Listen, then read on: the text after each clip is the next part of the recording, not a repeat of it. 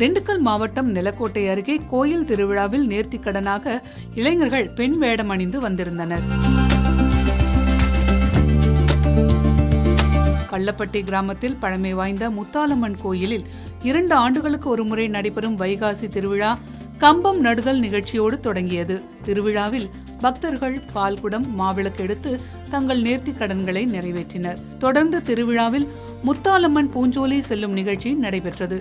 அம்மன் சிலை ஊர்வலம் கிராம மக்களை தேடி பள்ளப்பட்டி கிராமம் முழுவதும் வலம் வந்தது. இந்த ஊர்வலத்தில் நூற்றுக்கணக்கான பெண்கள் பங்கேற்று முளைப்பாரி எடுத்து வந்து தங்கள் நேர்த்தி கடனை செலுத்தினர். விழாவின் முத்தாய்ப்பாக ஆண்கள் பெண்கள் போல வேடமணிந்து ஊர்வலத்தில் பங்கேற்கும் நிகழ்ச்சி நடைபெற்றது. இதில் பெண்கள் போல தத்ரூபமாக உடை மற்றும் சிகை அலங்காரம் செய்து கொண்ட ஆண்கள் ஊர்வலமாக பொங்கல் பானை எடுத்து வந்து தங்கள் நேர்த்தி கடனை நிறைவேற்றினர். சில ஆண்கள் பியூட்டி பார்லர் சென்று தங்களை முழு பெண் உருவமாகவே மாற்றிக்கொண்டு உலா வந்து திருவிழாவை கலக்கினர்.